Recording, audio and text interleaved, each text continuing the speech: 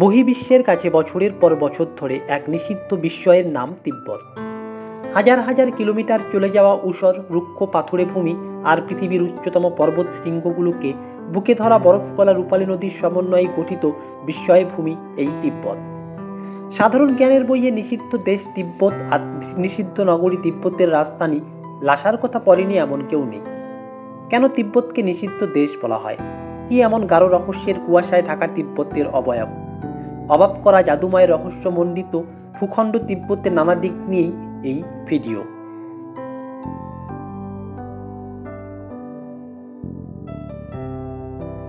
হিমালয়ের উত্তরে ছোট একটি দেশ হল তিব্বত।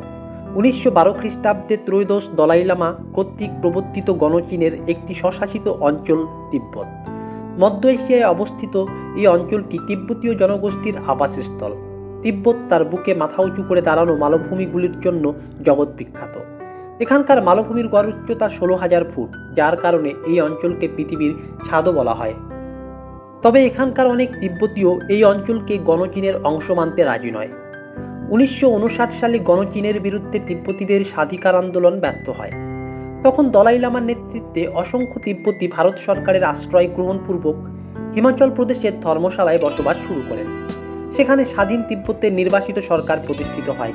তিব্বতের রাজধানীর নাম লাসা। এখানকার অধিকাংশ মানুষই বৌদ্ধ ধর্মাবলম্বী।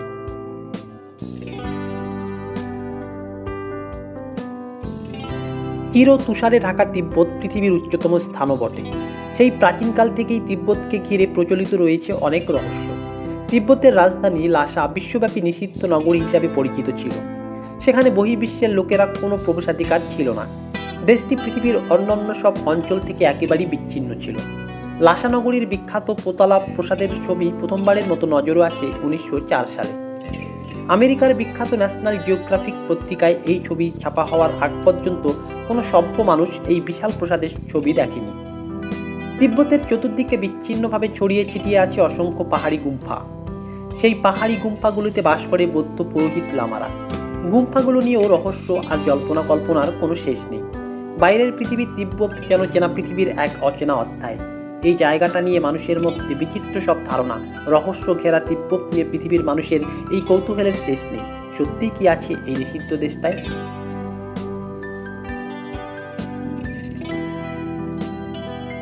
তিব্বতের মতো অজ্ঞাত দেশ পৃথিবীতে আর দ্বিতীয়টি নেই। এ দেশটি সম্পর্কে কিছুই যেন জানা যায় না। প্রাকৃতিক দুর্গমতার জন্যই তিব্বত অপরিচিত থেকে গেছে। রাজধানী লাসা থেকে মাত্র 100 কিলোমিটার দূরত্বের মাঝেই আছে বিরাট গভীর মরুভূমি। সে দেশের বেশিরভাগ স্থান সমুদ্রপৃষ্ঠ থেকে 1600 ফুটের উপরে। বছরে প্রায় 8 মাস জায়গাটি তুষারে ঢেকে থাকে। ধর্ম তিব্বতীদের সামাজিক জীবনে একটি গুরুত্বপূর্ণ স্থান দখল করে আছে। তাদের প্রধান ধর্মগুরুর নাম দলাই লামা। বৌদ্ধ সন্ন্যাসীরা সেখানে লামা বলে পরিচিত। এর অর্থ হচ্ছে সর্বপ্রধান। দালাই শব্দের অর্থ হলো জ্ঞান সমুদ্র। দলাই লামার মানে হচ্ছে জ্ঞান সমুদ্রের সর্বপ্রধান। তিনি বাস করবেন সোনার চূড়া দেওয়া রহস্যময় পোতালা প্রাসাদে। 1391 সালে প্রথম দলাই লামার আবির্ভাব ঘটে। দলাই লামাকে তিব্বতীরা বুদ্ধের অবতার বলে মনে করেন। তিব্বতীদের বিশ্বাস, যখনই কেউ দলাই লামার পদে অভিষিক্ত হন তখনই ভগবান বুদ্ধের আত্মা তার মধ্যে আবির্ভূত হয়। এক দলাই লামার মৃত্যুর পর নতুন দলাই লামার নির্বাচন হয়। এটি একটি রহস্যময় এবং রোমাঞ্চকর পদ্ধতি। বর্তমান দলাই লামা রাজনৈতিক কারণে দেশান্তরী। তিনি এখন ভারতে অবস্থান করছেন। বিশ্ব শান্তির জন্য তিনি নোবেল পুরস্কারও পেয়েছেন। শোনা যায় এখনও তিব্বতে প্রেতাত্মার সন্ধানে বহু লামা ঘুরে বেড়ায়। প্রেতাত্মা নিয়ে লামাদের চিন্তার শেষ নেই। প্রেতাত্মাদের লামারা ভীষণ ভয় পায়। সেজন্য প্রেতাত্মা থেকে রক্ষা পেতে তারা নানা ক্রিয়াকলাপ করে। প্রেতাত্মাদের সন্তুষ্টির জন্য তাদের চেষ্টার কোনো কমতি নেই। অধিকাংশ তিব্বতীর ধারণা মানুষের মৃত্যুর পর দেহের ভিতর থেকে প্রেতাত্মারা মুক্ত হয়ে বাইরে বেরিয়ে আসে। ওই প্রেতাত্মার সদ্গতি হওয়ার আগ পর্যন্ত সে মানুষের ক্ষতি করার জন্য ঘুরে বেড়ায়। কখনো মানুষের উপর ভর করে, কখনো পশু পাখি কিংবা কোনো গাছ অথবা পাথরের উপর ভর করতেও পারে। আর সেজন্য প্রেতাত্মাদের খুশি রাখতে তিব্বতীরা পূজা করে। এ পূজারও রয়েছে বিশেষ লগ্ন। ওই লগ্নে বিশেষ মুখোশ পরে ভূত পিশাচ সেজে পূজা করে তারা। এসব অদ্ভুত কর্মকাণ্ডের বাইরেও তিব্বতের সামাজিক একটা অবস্থা রয়েছে। আর তিব্বতের সামাজিক অবস্থার কথা বলতে গেলে বলতে হবে এমন এক সমাজের কথা যা কিনা গড়ে উঠেছিল আজ থেকে প্রায় 6000 বছর আগে। তখন পিত নদীর উপত্যকায় কিনারা জোয়ার ফলাতে শুরু করে। অন্যদিকে আরেকটি দল রয়ে যায় যাযাবর। তাদের মধ্যে থেকেই তিব্বতী ও বর্মী সমাজের সূচনা হয়। চীনের হান ও অন্যান্য প্রদেশের সমাজ থেকে এদের সমাজ বিকাশের ধারা ছিল আলাদা। ইয়ারলুং নদী উপত্যকায় প্রথমবারের মতো এই সভ্যতার গোড়াপত্তন শুরু হয়। এখানকার শাসক সোংসান গাম্পো যখন সাম্রাজ্য গড়তে শুরু করলেন, তার সৈন্যরা কালিম্পং, লে, উলান বাটোর, সিয়ান, কুম্বুম এবং তাশখণ্ড পর্যন্ত ক্ষমতাকে বিস্তৃত করল। আজ সেই সাম্রাজ্যের অস্তিত্ব নেই, কিন্তু সামাজিক তিব্বতের অস্তিত্ব সেসব জায়গায় আজও টিকে রয়েছে। সরকারি ভাষা হিসেবে চীনা ভাষার প্রচলন থাকলেও তিব্বতীদের ভাষায় রয়েছে সুপ্রাচীন ইতিহাস। তাই চীনের বেশ কিছু প্রদেশ এবং ভারত, পাকিস্তান, নেপাল ও ভুটানে তিব্বতী ভাষাভাষী মানুষ রয়েছে। তবে এক্ষেত্রে ভাষার আলাদা আলাদা ধরন রয়েছে। জনজাতি হিসেবে জোংখা, সিকিমি, শেরপা এবং লাদাখিরা যে ভাষায় কথা বলে তার সঙ্গে তিব্বতী ভাষার যথেষ্ট মিল রয়েছে। তিব্বতী ভাষার নিজস্ব লিপি এবং লিখন পদ্ধতি রয়েছে। সর্বত্র হয়তো সে লিপির ব্যবহার নেই, তবে মূল ভিত্তি কিন্তু এ ভাষাই। এখানকার প্রাচীন ধর্ম হচ্ছে বৌদ্ধ ধর্ম, কিন্তু বৌদ্ধ ধর্ম এখানে এসেও আরও প্রাচীন প্রকৃতি পূজা ইত্যাদির সঙ্গে সংশ্লেষের ফলে অদ্ভুত এক ভিন্ন তিব্বতী চরিত্র ধারণ করেছে। আজকের তিব্বত আন্দোলনের সমাবেশ সর্বত্রই হয়তো এই তিব্বতী বৌদ্ধ ধর্মের কিছু আচরণ, যেমন মশাল বা প্রদীপ জ্বালানো, প্রার্থনা দেখতে পাওয়া যাচ্ছে, কিন্তু কেবল ধর্মের বন্ধন দিয়ে এই সমাজ বা তার রাজনীতিকে বোঝা মুশকিল হয়। ঠিক তেমনই বোঝা মুশকিল তিব্বতীদের অদ্ভুত রীতি। তিব্বতীরা দেবতার চেয়ে অপদেবতার ভয়েই ততষ্ট থাকে বেশি। অপদেবতাকে সন্তুষ্ট রাখার জন্য বিচিত্র সব কাণ্ডকীর্তি করে এরা। লক্ষ্য করলে দেখা যাবে কোনো কোনো তিব্বতীর বাড়িতে বিপুলাকার কুকুরের চামড়ায় ভুসি ভরে দেওয়ালে টাঙ্গানো, কোথাও এরকম ভালুক কিংবা ইয়াকের চামড়া লাগানো থাকে। তিব্বতীদের বিশ্বাস এসবের প্রভাবে বাড়িতে অপদেবতাদের উপদ্রব বন্ধ থাকবে।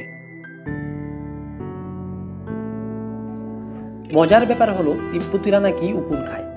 একাধিক পর্যটকের বিবরণ থেকে এর প্রমাণ পাওয়া যায়।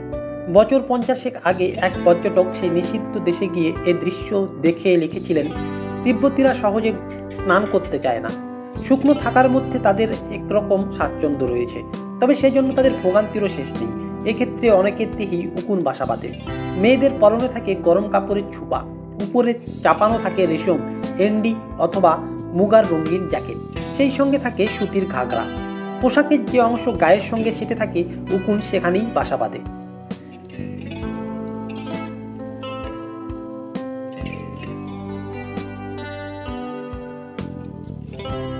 ঐতিহ্যগত তিব্বতী সমাজের এক গুরুত্বপূর্ণ অনুষঙ্গ যাযাবর বা রাখাল জীবনযাপন।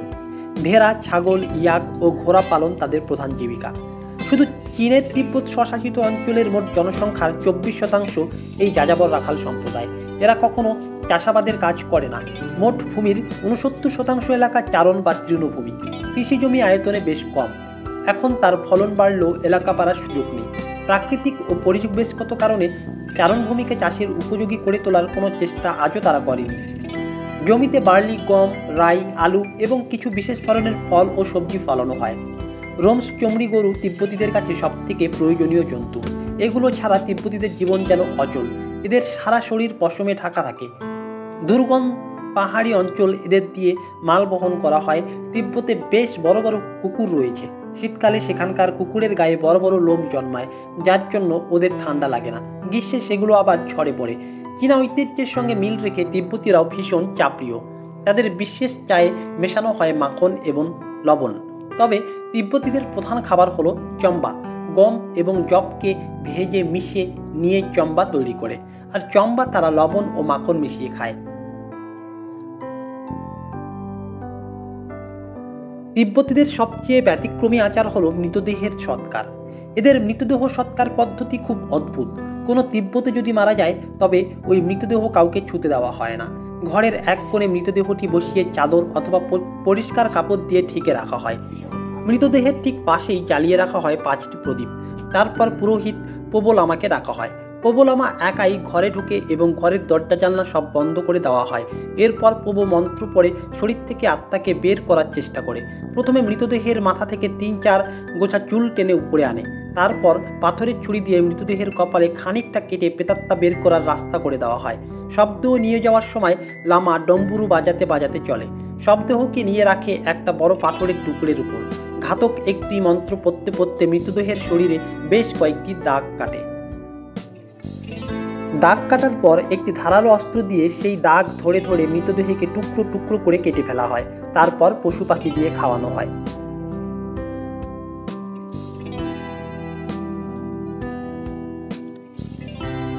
আধুনিক সভ্যতার ছোঁয়া এখনো লাগেনি তিব্বতে। গোটা বিশ্ব থেকে তিব্বতীরা যেন অনেকটা বিচ্ছিন্নই। সমুদ্রপৃষ্ঠ থেকে অনেক উঁচুতে অবস্থানের কারণে তিব্বতের বাতাস হালকা। ভয়ঙ্কর শীত ওখানে, কখনো কখনো 0 ডিগ্রির নিচে নেমে যায় তাপমাত্রা। সাগরের মৌসুমি বায়ু হিমালয় পাহাড়ের বিশাল প্রাচীর ডিঙ্গিয়ে সেদেশে যেতে পারে না বলে বৃষ্টিপাত খুব কম হয়। তিব্বতীরা বেশিরভাগ পশুর চামড়ার পোশাক পরে, সাধারণ মানুষ পরে ভেড়ার চামড়া, ধনীরা পরে নেকড়ে, নেউল প্রভৃতির চামড়া। দুর্গম তিব্বত এখনো অনেক রহস্য ধারণ করে আছে।